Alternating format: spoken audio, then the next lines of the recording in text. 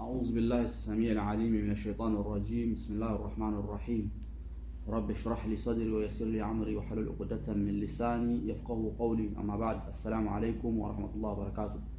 Inch'Allah, on va voir assez rapidement Inch'Allah les trois manières de s'asseoir dans la prière. Les trois manières de s'asseoir enseignées par le prophète sallallahu alayhi wa sallam dans la prière. Donc il y a trois manières comme je viens de le dire et ces trois manières sont al-iqa'a, al-tawarruk et puis al-iftirash. Al-iftirash. Donc le premier, al-iqa'a. Dans une autre assise, on a déjà vu al-iqa'a et al-iftirash. Inch'Allah, on va répéter assez rapidement et compléter avec al-tawarruk.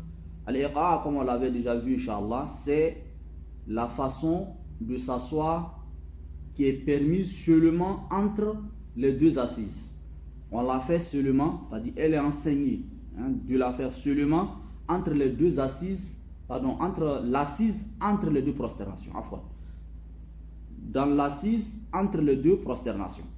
Donc, elle consiste à pointer, exactement, Inch'Allah, à pointer les deux pieds, on les pointe,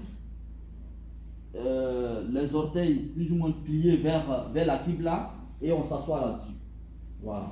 Donc ça c'est al-iqa'a qui est permis et on le fait dans l'assise entre les deux prosternations. Donc tu fais donc ta première prosternation Allahu Akbar. Donc en te relevant Allahu Akbar, donc tu peux faire cette façon de t'asseoir là.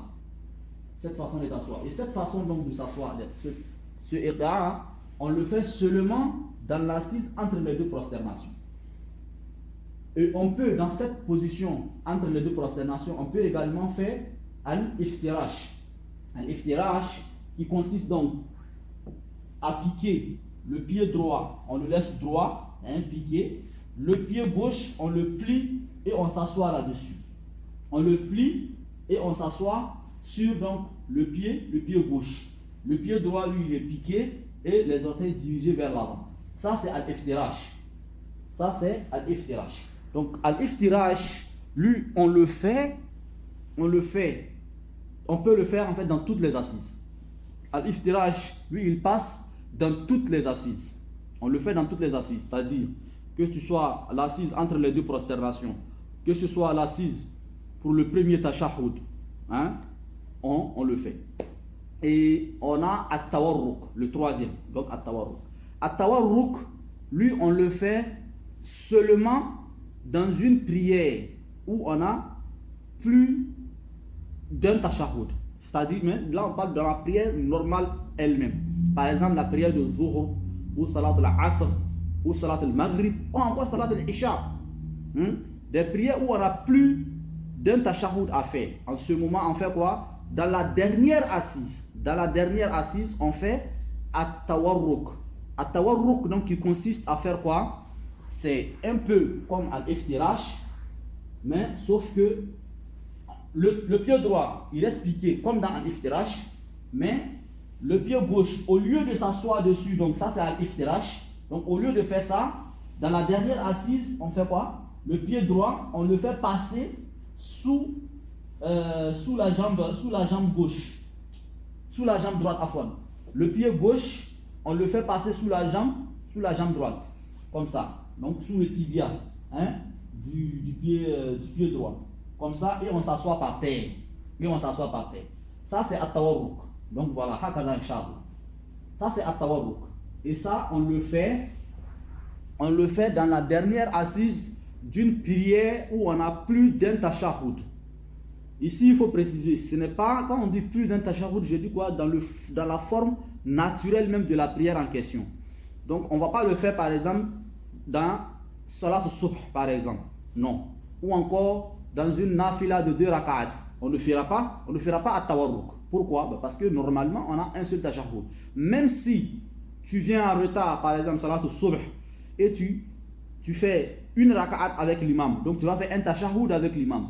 Tu vas te lever pour compléter ta prière. Donc en complétant ta prière, tu vas encore faire un deuxième tashahhud. Donc tu ne vas pas dire, bon, comme je fais 2 tashahhud là, je vais faire tawarruk. Non. Parce que dans le squelette normal de la prière de subh, c'est un seul tashahhud. Donc il n'y a pas de tawarruk à faire. Mais dans les prières où on n'a plus d'un tashahhud à faire, donc comme on a dit par exemple, salat al-zuhr, le premier tashahhud, on fait al-iftirash. Le dernier tashahhud, on fait quoi? On fait at-tawarruk. Ça, c'est ce qui a été enseigné par le prophète sallallahu alayhi wa sallam, comme cela est venu dans le livre du grand savant du hadith, le Cheikh Al-Albani, rahimahullah ta'ala. Dans son livre, donc, Sifatu Salat al-Nabi sallallahu alayhi wa sallam, min al-takbir ila al-taslim, ka'annaka taraha. Dans ce livre-là, donc, il a mis en exergue, il a présenté ces 3 façons de s'asseoir dans la prière. Et il a indiqué, donc, ces différents éléments que nous venons d'indiquer. Qu'Allah subhanahu wa ta'ala nous donne donc la bonne compréhension. Toujours est-il que ces différentes façons de s'asseoir dans la prière, on le fait quand on a la capacité, les moyens de le faire. Si on ne peut pas, on fait ce qu'on peut. Voilà. Mais quand on peut, il faut se conformer à la sunna du prophète sallallahu alayhi wa sallam. Comme Allah subhanahu wa ta'ala lui-même dit dans le Coran, وَمَا أَتَاكُمُ الرَّسُولُ فَخُذُوهُ. Donc ce avec quoi le prophète sallallahu alayhi wa sallam vous est venu, Allah subhanahu wa ta'ala dit, saisissez-vous de cela.